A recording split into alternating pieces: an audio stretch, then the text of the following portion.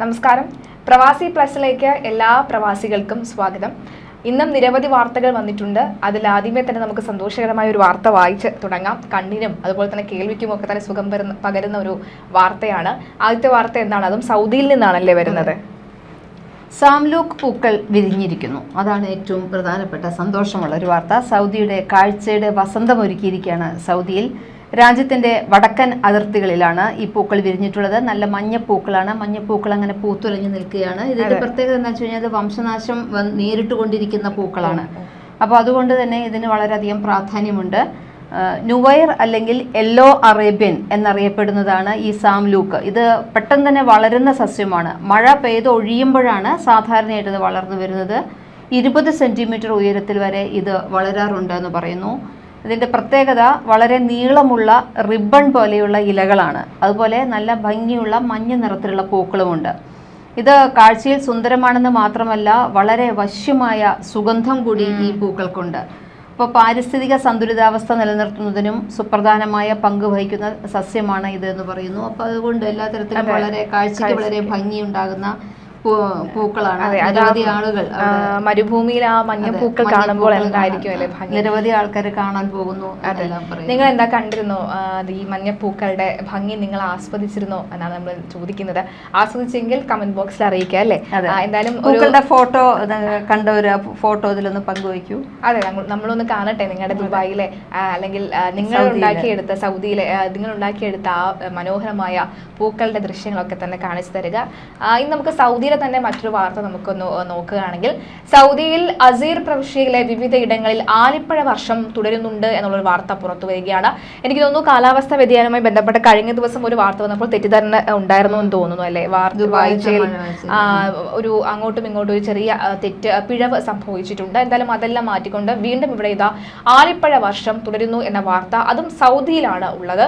അതും അസീർ പ്രവിശ്യയിൽ, എല്ലായിടത്തുമില്ല, ചില പ്രവിശ്യയിൽ മാത്രമാണുള്ളത്. സൗദിയിലെ അസീർ പ്രവിശ്യയിലെ വിവിധ ഇടങ്ങളിൽ ആലിപ്പഴ വർഷം തുടർന്നുകൊണ്ടിരിക്കുകയാണ്. ചിലയിടങ്ങളിൽ ഇന്നും നാളെയും മഴയ്ക്ക് സാധ്യതയുണ്ടെന്ന റിപ്പോർട്ട് കൂടി വരികയാണ്. കാലാവസ്ഥ നിരീക്ഷണ കേന്ദ്രത്തിൻ്റെതാണ് ഈ മുന്നറിയിപ്പ്. ആലിപ്പഴം പെയ്യുന്നതിനാൽ തന്നെ പലരും ഇപ്പോൾ അവധി ദിവസവും കൂടിയാണ്. ഇന്നു മുതൽ വെള്ളിയാഴ്ച മുതൽ അവധി ആരംഭിക്കുകയാണ്. അപ്പോൾ നന്നായി തണുത്ത് വിറച്ച് കമ്പിളി പുതച്ചൊക്കെ മൂടി പുതച്ചുറങ്ങുകയാണ് എന്ന് പറയുന്നുണ്ട്. അത് മാത്രമല്ല, ഈ അസീറിലെ ഈ അൽ സുദ എന്ന് പറയുന്ന ഈ പ്രവിശ്യ സത്യത്തിൽ പൂർണ്ണമായും ഈ ആലിപ്പഴം പെയ്ത് ഇറങ്ങി അങ്ങനെ നല്ല തണുപ്പായി കിടക്കുന്ന ഒരു സാഹചര്യമാണുള്ളത്. അതെ, പിന്നെ അതുമാത്രമല്ല പർവ്വതങ്ങളാൽ സമ്പുഷ്ടമായ ഒരു സ്ഥലം കൂടിയാണ് ഇവിടെ. സഞ്ചാരികളുടെ ഇഷ്ട കേന്ദ്രം കൂടിയാണ് ഈ ഭാഗം എന്ന് പറയുന്നു. കനത്ത ആലിപ്പഴ വർഷം തുടരുകയാണ് ഇവിടെ. കാലാവസ്ഥാ വ്യതിയാനം മൂലമാണ് നിലവിലെ സ്ഥിതി ഇത്തരം രൂക്ഷമാകാൻ ഇപ്പോൾ കാരണമായിട്ടുള്ളത്. ഇവിടെ നേരിയ മഴയ്ക്ക് ഇന്നും നാളെയും സാധ്യതയുണ്ട്. നേരത്തെ പറഞ്ഞ പോലെ തന്നെ ഇപ്പോൾ അവധി ദിവസമാണ്. ആഘോഷിക്കാനും ഒക്കെ ഇറങ്ങുന്നവർ പ്രത്യേകം മഴ വരുന്നുണ്ട് അല്ലെങ്കിൽ മഴയുണ്ടാകുമെന്നുള്ള മുൻകരുതൽ കൂടി എടുക്കേണ്ടതാണ്. നാളെയും മേഘാവൃതമായ കാലാവസ്ഥ തുടരുമെന്ന റിപ്പോർട്ടുകൾ കൂടി വരുന്നുണ്ട്. വാഹനം ഓടിക്കുന്നവർക്കുള്ള മാർഗനിർദ്ദേശങ്ങൾ സിവിൽ ഡിഫൻസ് പുറത്തിറക്കിയിട്ടുണ്ട്.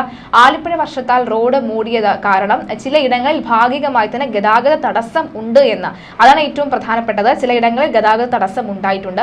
അപ്പോൾ ഗതാഗത തടസ്സം ഉണ്ടാക്കുന്ന വിധത്തിലാണ് ആലിപ്പഴ വർഷം പെയ്തിരിക്കുന്നത് എന്ന് വേണം മനസ്സിലാക്കാൻ. ഈ കുഞ്ഞു കുഞ്ഞു ബോൾ പോലെയല്ലേ ഉരുണ്ട് പക്ഷെ ഭയങ്കര വലുതായിട്ട് വീഴും. അത് അപകടം ഉണ്ടാക്കുന്നതാണ്. ചെറുതാണെങ്കിൽ കാണാൻ നല്ല ഭംഗിയാണ്, വലുതായാൽ അത് അപകടമാണ്. പാറക്കല്ലിനെ പോലെ തന്നെ ഭയങ്കര ശക്തി കൂടിയ സംഭവമായി. അതുപോലെ തന്നെ കുവൈത്തിലും സമാനമായ ഒരു, അതായത് കാലാവസ്ഥ വ്യതിയാനം കുവൈത്തിലും ഉണ്ടാകുന്ന വാർത്ത കൂടി വരുന്നുണ്ടല്ലേ. 26 ദിവസത്തേക്ക് അസ്ഥിരമായ കാലാവസ്ഥയായിരിക്കുമെന്നാണ് പറയുന്നത്. അത് അലജരി സയന്റിഫിക് സെന്ററാണ് ഇത് അറിയിച്ചിട്ടുള്ളത്. ഹമീം സീസൺ അവസാനിച്ചിരിക്കുകയാണ്. തുടങ്ങിയിട്ട് ഇനി ദ്രാൻ സീസൺ ആരംഭിക്കുകയും ചെയ്യുകയാണ്. അപ്പോൾ ഈ രണ്ടിന്റെയും ഇടയിലുള്ള 26 ദിവസം ഒരു അസ്ഥിരമായ കാലാവസ്ഥയാണ് ഉണ്ടായിരിക്കുക. ഓവർലാപ്പ് ഉണ്ടായിരിക്കും കുവൈറ്റിലെ നിലവിൽ. അപ്പോൾ അതുകൊണ്ട് തന്നെ മഴയും വെയിലും എല്ലാം ഇടകലർന്നിട്ടുള്ള ഒരു കാലാവസ്ഥയാണ് ഉണ്ടാകുന്നത്. അതുകൊണ്ട് തന്നെ ഈ അസ്ഥിരമായ കാലാവസ്ഥ ആയതുകൊണ്ട് കാറ്റ്, ഇടിമിന്നൽ, ആലിപ്പഴം ഇതെല്ലാം തന്നെ ഉണ്ടാകാനുള്ള സാധ്യതയുണ്ട്. അപ്പോൾ പുറത്തു പോകുന്നവരെല്ലാം ശ്രദ്ധിക്കുക. കാരണം ഇപ്പോൾ റംസാൻ അവധി ആയതുകൊണ്ട് കൂടുതൽ ആൾക്കാരെല്ലാം പുറത്തിറങ്ങുന്ന സമയമാണ്. ചെറിയ പെരുന്നാളാണ് വന്നിട്ടുള്ളത്. അപ്പോൾ അതുകൊണ്ട് തന്നെ കൂടുതൽ ശ്രദ്ധിക്കുക. കാലാവസ്ഥ അസ്ഥിരമാണ്. അതുകൊണ്ട് തയ്യാറെടുപ്പുകളോടുകൂടി തന്നെ നിങ്ങൾ കുടുംബത്തോടു കൂടി പുറത്ത് യാത്ര ചെയ്യുമ്പോഴെല്ലാം സൂക്ഷിക്കുക. തീർച്ചയായിട്ടും. പക്ഷെ അപ്പോഴും നമുക്ക് എന്നും ഉള്ളതുപോലെ തന്നെ ഇന്നും വളരെ വിഷമകരമായിട്ടുള്ള മരണമുണ്ട് എന്നുള്ളതാണ്, വളരെ വേദനാജനകമായിട്ടുള്ളതാണ്. അതും മലയാളി നേഴ്സാണ് മരിച്ചിരിക്കുന്നത്. ചികിത്സയിലിരിക്കെ മലയാളി നേഴ്സ് കുവൈറ്റിൽ മരിച്ചിരിക്കുകയാണ്. കണ്ണൂർ സ്വദേശിനിയായിട്ടുള്ള രഞ്ജിനി മനോജ് എന്ന 38 വയസ്സുകാരിയാണ് മരിച്ചത്. സബാഹ് പാലിയേറ്റീവ് കെയർ ആശുപത്രിയിൽ അർബുദ രോഗ ചികിത്സയിലിരിക്കെയാണ് മരണം. സബാഹ് ഈ മെറ്റേണിറ്റി ആശുപത്രി IVF യൂണിറ്റിലെ സ്റ്റാഫ് കൂടിയായിരുന്നു. ഭർത്താവ് മനോജ് കുമാർ, 2 മക്കളുമുണ്ട്. സത്യത്തിൽ ഈ ഫോട്ടോ കാണുമ്പോൾ നമുക്ക് വളരെ വേദന തോന്നും. വളരെ ചെറിയ പ്രായത്തിൽ ഉള്ള ഈ ഒരു മരണം പെട്ടെന്നായിരുന്നു എന്ന് തോന്നുന്നു. എന്തായാലും ചികിത്സയെ തുടർന്നിട്ടാണ്. തീർച്ചയായിട്ടും മറ്റൊരു വാർത്ത കൂടി വരുന്നുണ്ട്. ഖത്തറിൽ പ്രവാസി മലയാളി നിര്യാതനായിട്ടുണ്ട്. അതെ, പത്തനംതിട്ട റാന്നി വെച്ചൂച്ചിറ കുളമാങ്കുഴി ഓലിക്കൽ ജോർജ് മാത്യു ആണ് മരിച്ചിട്ടുള്ളത്. 66 വയസ്സായിട്ടുണ്ട്. 40 വർഷമായി ഖത്തറിൽ ഇദ്ദേഹം പ്രവാസിയാണ്. ഇൻഡസ്ട്രിയൽ ഏരിയയിലുള്ള സ്വകാര്യ കമ്പനിയിൽ PRO ആയി ജോലി ചെയ്തു വരികയായിരുന്നു. കുടുംബവും ഖത്തറിൽ തന്നെയാണ്. ഭാര്യ ജിജി, മക്കൾ അനു, അഞ്ജു. മൃതദേഹം നാട്ടിലെത്തിക്കുമെന്നാണ് ബന്ധപ്പെട്ടവർ അറിയിച്ചിട്ടുള്ളത്. എനിക്ക് തോന്നുന്നു 40 വർഷത്തിന് ശേഷം അദ്ദേഹം എപ്പോഴാണ് നാട്ടിലേക്ക് വരുന്നത്. എന്തായാലും കുടുംബം ഒപ്പം ഉണ്ട് എന്നൊരു സമാധാനമുണ്ട്. തീർച്ചയായിട്ടും. മറ്റൊരു വാർത്ത, എന്തായാലും ഈ 2 പേർക്കും ആദരാഞ്ജലികൾ നേരുകയാണ്. വീണ്ടും ഒരു മരണം വന്നിട്ടുണ്ട്. അത് കുവൈറ്റിലാണ്. ആലപ്പുഴ സ്വദേശി, ആലപ്പുഴ കാർത്തികപ്പള്ളി പലമൂട്ടിൽ വീട്ടിൽ അനിൽകുമാറാണ്. ഇദ്ദേഹത്തിന് 48 വയസ്സേ ആയിട്ടുള്ളൂ. പെട്ടെന്ന് കുഴഞ്ഞു വീണതിനെ തുടർന്നാണ് മരിച്ചിട്ടുള്ളത്. നമ്മൾ ഇന്നലെയൊക്കെയും പറഞ്ഞ വാർത്തകളും അത് തന്നെയായിരുന്നു. അദാൻ ആശുപത്രിയിൽ എത്തിച്ചു, പക്ഷേ ഹൃദയസ്തംഭനം മൂലം മരിച്ചു. ഭാര്യ ശ്രീകലയാണ്. മൃതദേഹം നാട്ടിലേക്ക് കൊണ്ടുപോകുന്നതിനുള്ള നടപടിക്രമങ്ങൾ OICC കെയർ ടീമിൻ്റെ നേതൃത്വത്തിൽ പുരോഗമിക്കുന്നുണ്ട്. അപ്പോൾ ആ ഒരു മരണവും വന്നിട്ടുണ്ട്. ഇനി മറ്റൊന്ന് വരുന്നത്, അത് ഈ പ്രവാസ ലോകത്തെ ഒന്നടങ്കം ഞെട്ടിച്ച ഒരു കൊലപാതക വാർത്തയുടെ കാര്യങ്ങളാണ് വരുന്നത്. അതായത് ലഹരിക്ക് അടിമയായ, അതിപ്പോൾ നാട്ടിലായിരുന്നാൽ ഇപ്പോൾ നിങ്ങൾ പ്രവാസികൾ ശ്രദ്ധിക്കുന്നുണ്ടാകും, നാട്ടിലെ പല കൊലപാതകങ്ങളുടെയും ഉറവിടം എന്ന് പറയുന്നത് ലഹരി തന്നെയാണ്. ഈ ലഹരിക്ക് അടിമയായി സ്വന്തം അച്ഛനെയും അതുപോലെ തന്നെ ലഹരിക്ക് അടിമയായി വീട്ടിലെ എല്ലാവരെയും കൊന്നൊടുക്കി എത്രയോ പേരുടെ കഥ കഴിഞ്ഞ കുറച്ച് ദിവസങ്ങളിൽ നമ്മൾ 2025 തുടങ്ങിയതിനു ശേഷം ഈ ഒരു വാർത്ത തന്നെയാണ് ഇപ്പോഴിതാ പ്രവാസികളെ ഒന്നടക്കം നടക്കിക്കൊണ്ട് ലഹരിക്ക് അടിമയായ മകൻ കൊലപ്പെടുത്തിയ ശ്രീകൃഷ്ണയുടെ മൃതദേഹം നാട്ടിലേക്ക് കൊണ്ടുപോയി. കൊല്ലപ്പെട്ട ഉത്തർപ്രദേശ് സ്വദേശി ശ്രീകൃഷ്ണ മൃഗനാഥ് യാദവിന്റെ മൃതദേഹം മരണാനന്തര ചടങ്ങുകൾക്കായി നാട്ടിലേക്ക് കൊണ്ടുപോയിരുന്നു. 52 വയസ്സായിരുന്നു ഇദ്ദേഹത്തിന്. എയർ ഇന്ത്യ എക്സ്പ്രസ് വിമാനത്തിൽ ദമാമിൽ നിന്ന് ഡൽഹിയിലേക്കും ഡൽഹിയിൽ നിന്ന് വാരണാസിയിലേക്ക് എയർ ഇന്ത്യ വിമാനത്തിലുമാണ് കൊണ്ടുപോയത്. കഴിഞ്ഞ ജനുവരിയിലാണ് പ്രവാസിയായ പിതാവിനെ ലഹരിക്കടിമയായ മകൻ ക്രൂരമായി കൊലപ്പെടുത്തിയത്. സൗദിയിലെ മുഴുവൻ പ്രവാസികളെയും ഞെട്ടിച്ച ഒരു സംഭവം തന്നെയായിരുന്നു ഇത്. നാട്ടിൽ പഠിക്കുന്ന മകൻ കുമാർ യാദവ് ഈ മയക്കുമരുന്ന് അടിമയായതിനെ തുടർന്ന് രക്ഷപ്പെടുത്താനാണ് പിതാവ് ശ്രീകൃഷ്ണ മകനെ സൗദി അറേബ്യയിലേക്ക് കൊണ്ടുവന്നത്. അതായത് ഈ നാട്ടിൽ ഇപ്പോൾ നിരവധി, ഇപ്പോൾ നമ്മുടെ നാട്ടിലെ ഏറ്റവും കൂടുതൽ ചർച്ച ചെയ്തൊരു വാർത്തയായിരുന്നു ഈ അഫ്ഫാന്റെ ഒരു കൊലപാതകം നടത്തിയ രീതി, അതായത് പഞ്ഞാറമൂട് കൂട്ട കൊലപാതകം. അതിൽ അഫ്ഫാനും ലഹരിക്ക് അടിമയല്ല, പക്ഷെ എന്നാലും മദ്യപിക്കാറുണ്ടായിരുന്നു എന്നുള്ളതാണ്. അന്ന് അഫ്ഫാന്റെ വാപ്പയും പറഞ്ഞത് ഗൾഫിലേക്ക് വരൂ എന്നാണ്. അതായത് നാട്ടിൽ എന്ത് കൊളരിതായ്മ ചെയ്താലും കയറി ചെല്ലുന്ന ഒരു ഇടമായി ഗൾഫ് മാറിയിട്ടുണ്ടോ എന്നുള്ളൊരു സംശയം കൂടിയുണ്ട്. അതായത് ചിലർ പറയുന്നുണ്ട് അവനെ ഇവിടെ നിർത്തിയാൽ ശരിയാവില്ല, അവന് വല്ല ഗൾഫിലും കയറ്റി വിടണം എന്നുള്ളത്. ഇപ്പോൾ ഗൾഫില് ഒരു കാര്യമുണ്ട്, ഗൾഫില് പ്രവാസികളുടെ ഒക്കെ അവിടേക്ക് പോയി കഴിഞ്ഞാൽ നമ്മുടെ കേരളത്തിനേക്കാൾ കൂടുതൽ പ്രധാനമായിട്ടും കുറച്ചുകൂടി സ്ട്രിക്റ്റ് ആണ്. ഗൾഫിലെ എല്ലാ രാജ്യങ്ങളും സ്ട്രിക്റ്റ് ആണ്, പ്രത്യേകിച്ച് സൗദി വളരെയധികം സ്ട്രിക്റ്റ് ആണ്. അപ്പൊ അതുകൊണ്ട് തന്നെ അവിടേക്ക് പോയി കഴിഞ്ഞാൽ നന്നാവും. കാരണം ഇത്തരം കൂട്ടുകെട്ടുകളിൽ പോകാനുള്ള സാധ്യതയില്ല. പിന്നെ നല്ലപോലെ ജോലിയിൽ ഏൽപ്പിച്ചു കഴിഞ്ഞാൽ ജോലിയൊക്കെ ഇവിടുത്തെ പോലെ മുങ്ങാനൊന്നും പറ്റില്ല. കറക്റ്റ് സമയത്ത് ജോലിക്ക് ഹാജരാവണം. അത് കഴിഞ്ഞു കഴിഞ്ഞാൽ വീട്ടിൽ പോയി വിശ്രമിക്കാനും തിരിച്ച് ജോലിക്ക് കയറാനുള്ള സമയം ഉണ്ടാവുള്ളൂ. പ്രത്യേകിച്ച് സൗദിയിലൊക്കെ അതിനെക്കുറിച്ച് കുറച്ചുകൂടി ശിക്ഷ കൂടുതൽ ഉള്ളതുകൊണ്ട് തന്നെ എല്ലാവരും പേടിയുണ്ട്. അപകട നില അധികം ഉണ്ടാവില്ല എന്നൊരു പ്രതീക്ഷയോടുകൂടി ആയിരിക്കണം. അത് തന്നെയായിരുന്നു ഇവിടെയും ശ്രീകൃഷ്ണൻ അദ്ദേഹത്തിന്റെ മകനെ കൊണ്ട് വന്നത്. എന്നാൽ സമയത്ത് ലഹരി ലഭിക്കാതെ മകൻ കുമാറിന് ഉറക്കം ലഭിക്കാത്തതുമായി ബന്ധപ്പെട്ട മാനസിക നില പൂർണ്ണമായും താളം തെറ്റുകയായിരുന്നു. ഇതേ തുടർന്നാണ് ക്രൂരമായ രീതിയിൽ പിതാവിനെ ആക്രമിച്ച് കൊലപ്പെടുത്തിയത്. പിതാവിന്റെ കണ്ണുകൾ ചൂഴ്ന്ന് പുറത്തെടുക്കുകയും ശരീരം നാട്ടിലൊട്ടാകെ മുറിവേൽപ്പിക്കുകയും ചെയ്തിരുന്നു. മകൻ കുമാർ വിചാരണ കാത്ത ജയിലിൽ കഴിയുകയാണ്. ഈ ഔദ്യോഗിക നടപടികൾ പൂർത്തിയാക്കാൻ പ്രവാസി വെൽഫെയർ ജുബൈൽ ജനസേവന വിഭാഗം കൺവീനർ സലീം ആലപ്പുഴയും കിഴക്കൻ പ്രവിശ്യയിലെ പ്രമുഖ സാമൂഹിക പ്രവർത്തകനായിട്ടുള്ള നാസ് വക്കവും രംഗത്ത് എത്തിയിരുന്നു. ഉഷ യാദവ്, അതുപോലെ തന്നെ ഈ മാതാവായിട്ടുള്ള ശകുന്തള ദേവി, അതുപോലെ തന്നെ പിതാവ് ഭൃഗുനാഥ് എന്നിവരൊക്കെ ഉണ്ട് അദ്ദേഹത്തിന്. പക്ഷെ നമ്മൾ കേൾക്കുമ്പോൾ വളരെ ദയനീയമല്ലേ സംഭവം. അദ്ദേഹത്തിന്റെ കർമ്മങ്ങളൊക്കെ ചെയ്യാൻ വേണ്ടി കൊണ്ടുപോകുന്നത് കണ്ണ് സ്വന്തം മകൻ ചൂഴ്ന്നെടുത്തിരിക്കുകയെന്നൊക്കെ പറയുന്നത് ഒരു കാരണം അതെല്ലാം ലഹരി കൊണ്ട് മാത്രം ഉണ്ടാവുന്നതാണ് പൊതുവെ.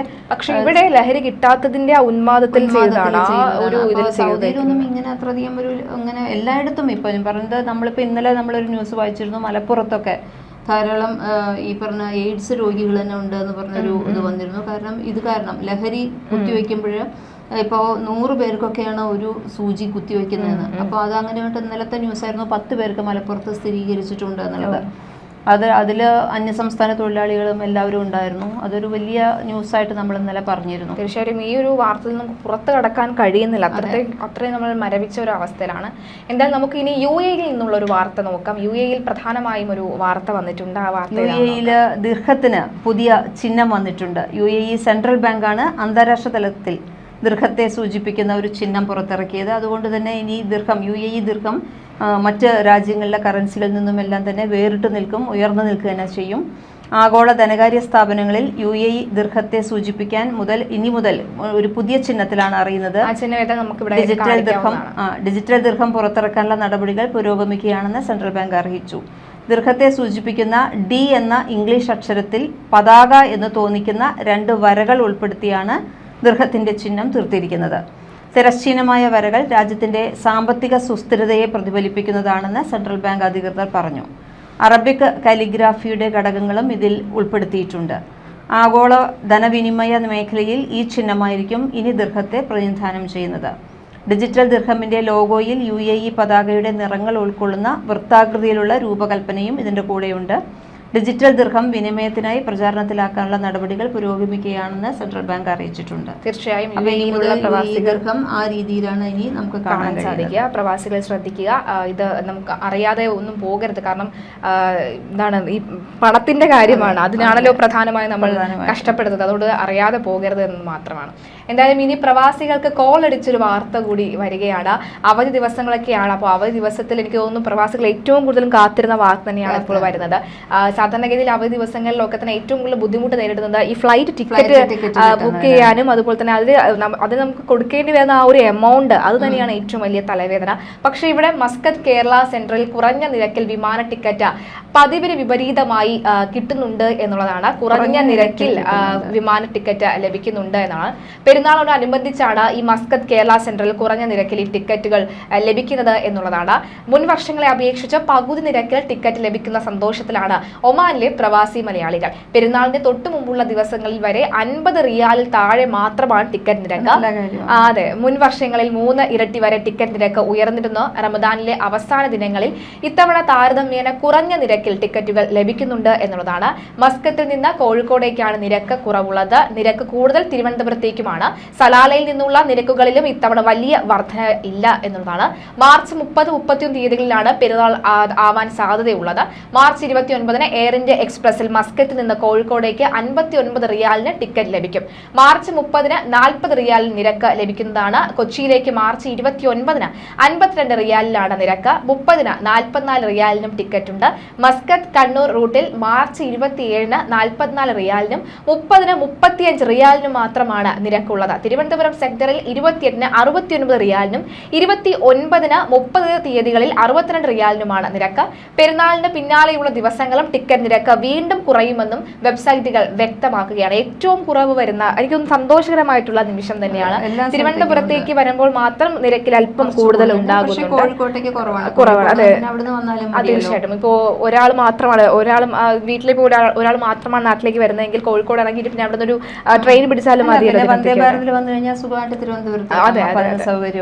അതെ, തന്നെ. അപ്പോ ഒമാനിലുള്ള നമ്മുടെ പ്രവാസികൾക്കാണ്. ഒമാനിൽ എൻ്റെ അടുത്തൊരു ബന്ധു കൂടിയുണ്ട്, ആ ചേട്ടൻ സമയത്ത് വരട്ടെ, ഈ ഒരു വാർത്ത നമുക്ക് അയച്ചു കൊടുക്കാം. അപ്പൊ പെട്ടെന്ന് തന്നെ വരാം. അതെ അതെ. എന്തായാലും നമുക്ക് മറ്റു ചില വാർത്തകൾ കൂടി നമുക്ക് നോക്കാം. ഈ നമ്മുടെ സ്വർണ്ണ വിലയെ കുറിച്ച് നമുക്ക് അറിയേണ്ടതുണ്ടല്ലേ. അത് ശരിക്കും വിദേശത്ത് എപ്പോഴും സ്വർണത്തിന് വില കുറവാണ് എന്നൊരു വാർത്ത നമ്മൾ കേൾക്കാറുണ്ട്. പൊതുവെ മൂല്യം കൂടുതലെല്ലാം തോന്നുന്നു. അതായത് സ്വർണം, അതായത് നമ്മുടെ ഗൾഫിൽ നിന്ന് വാങ്ങുന്ന സ്വർണത്തിന് ഇവിടെ റേറ്റ് കൂടുതലാണ്. നമുക്കിപ്പോ വിൽക്കാനായി, ഇപ്പൊ സ്വർണ്ണം വിൽക്കാൻ പോയിരുന്നാലും ശരി, നമുക്ക് കുറച്ച് കൂടുതൽ സ്വർണത്തിന് പണം നമുക്ക് തിരികെ ലഭിക്കും, മൂല്യം കൂടുതൽ, അങ്ങനെ തന്നെയാണ്. പിന്നെ കുറച്ചുകൂടി നല്ല സ്വർണ്ണമാണെന്നും പറയുന്നുണ്ട്. അങ്ങനെ ഇപ്പോൾ വരുന്നത് കുറച്ചു കാലമേ നമുക്ക് ആ ഒരു വാർത്ത, സ്വർണത്തിന് വില കുറവാണെന്നുണ്ടെങ്കിലും അത് തെറ്റിദ്ധരിപ്പിക്കപ്പെടുന്ന വാർത്ത ഇപ്പൊ വന്നുകൊണ്ടിരിക്കുകയാണ്. പണ്ടൊക്കെ ഞാൻ കേട്ടിട്ടുണ്ടായിരുന്നു, നമ്മൾ ഇവിടുന്ന് ഗൾഫിലേക്ക് പോകുമ്പോൾ സ്ത്രീകളാണെങ്കിലൊക്കെയും മറ്റേ ഇമിറ്റേഷൻ ഗോൾഡ് ഇട്ടിട്ട് പോകുന്നു. അപ്പോൾ അങ്ങോട്ട് പോകുമ്പോൾ കൊണ്ടുപോയ സ്വർണ്ണം ഇങ്ങോട്ട് തിരിച്ചു വരുമ്പോൾ കൊണ്ടുവരാൻ പാടുള്ളൂ. തിരിച്ച് ഇങ്ങോട്ട് വരുന്നത് നല്ല ഗോൾഡ് ആയിരിക്കും. അങ്ങനെ, കാരണം ഇങ്ങോട്ട് നാട്ടിലേക്ക് ഗോൾഡ് കൊണ്ടുവരാൻ വേണ്ടി അങ്ങനെ ചെയ്യുന്നവരുണ്ട് പറഞ്ഞിരുന്നു. അപ്പോൾ എന്തായാലും നല്ല മികച്ച സ്വർണ്ണം. എനിക്ക് ഞാൻ മുമ്പ് പറഞ്ഞിരുന്നു, എൻ്റെ അച്ഛൻ പ്രവാസി ആയതുകൊണ്ട് ഞങ്ങൾക്ക് ഒരുപാട് ഈ അച്ഛൻ അന്ന് ജോലി ചെയ്യുമ്പോൾ, ഇപ്പോൾ ഒരു പ്രവാസി നോക്കിക്കഴിഞ്ഞാൽ പ്രവാസി അദ്ദേഹത്തിന്റെ ഭാര്യയ്ക്കോ മക്കൾക്കോ ഒക്കെ തന്നെ അവിടെ നിന്ന് ഒരു മാലയോ വളയോ ഒരു പൊട്ട് കമ്മലോ ഒക്കെ എപ്പോഴും കൊണ്ടുവരാറ്. അതെപ്പോഴും നമ്മൾ അച്ഛൻ ഗൾഫിൽ നിന്ന് കൊണ്ടുവന്നതാണ് എന്ന് ഭയങ്കര അഭിമാനത്തോടു കൂടി എപ്പോഴും പറയാറുമുണ്ട്. എന്തായാലും സ്വർണവുമായി ബന്ധപ്പെട്ടൊരു വാർത്തയാണ് ഇപ്പോൾ വരുന്നത്. ആ വാർത്ത എന്താ നമുക്ക് നോക്കാം. എന്നാൽ ഇപ്പോൾ കുറച്ച് പ്രശ്നമാണ്, കാരണം ഇപ്പൊ തൊട്ട പൊള്ളുന്ന വിലയാണ് സ്വർണത്തിന്. അതിപ്പോ നാട്ടിലായിരുന്നാലും യു എയിലായിരുന്നാലും ഇപ്പൊ യു എയിലായിരുന്നു കുറച്ച് ആശ്വാസം ഉണ്ടായിരുന്നത്. പക്ഷെ യു എ പോലുള്ള സ്ഥലങ്ങളിൽ സ്വർണത്തിന് വില കുറവ് എന്നുള്ളതായിരുന്നു ആശ്വാസം. എന്നാൽ ആ ആശ്വാസം ഇപ്പോൾ കുറേശ്ശെ ഇല്ലാതെയാകുന്ന കാഴ്ചയാണ് കാണുന്നത്. ഈദ് പ്രമാണിച്ച് യു എയിലെ സ്വർണ്ണവിലയിൽ വലിയ വർധനവ് തന്നെ ഉണ്ടായിക്കൊണ്ടിരിക്കുന്നു എന്ന് പറയുന്നു.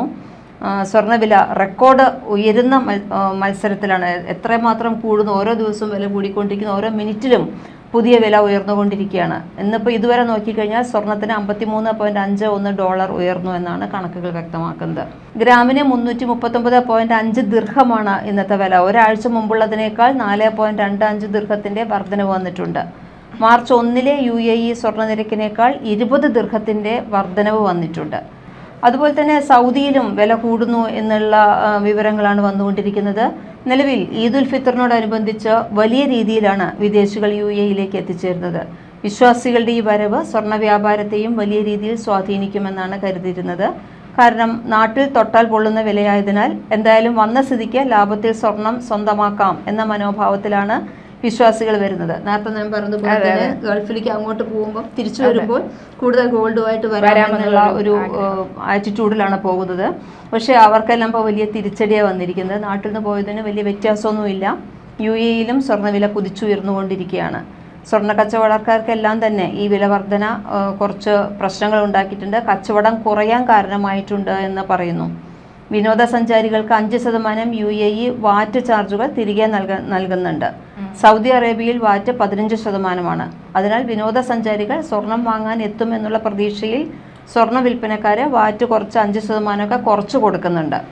അങ്ങനെ ഒരു സ്വർണ്ണവില കുറച്ച് കൂടിയിട്ടുണ്ട് എന്നുള്ളത്. പിന്നെ നാട്ടിലത്തേക്കാൾ കുറച്ച് ഭേദമായിരിക്കും. നാട്ടിൽ നിന്ന് 880 രൂപ ഒറ്റയടിക്ക് കൂടിയിട്ടുണ്ട്. കഴിഞ്ഞ ദിവസം 2 ദിവസം 200 രൂപ വെച്ച് കുറഞ്ഞപ്പോൾ ഇന്ന് ഒറ്റയടിക്ക് 850 രൂപ കൂടിയിട്ടുണ്ട്. അപ്പോൾ സ്വർണ്ണവിലയ്ക്ക് എന്തായാലും സ്വർണത്തിന് തൊട്ടാൽ പൊള്ളുന്ന വില തന്നെയാണ് എല്ലാ സമയത്തും.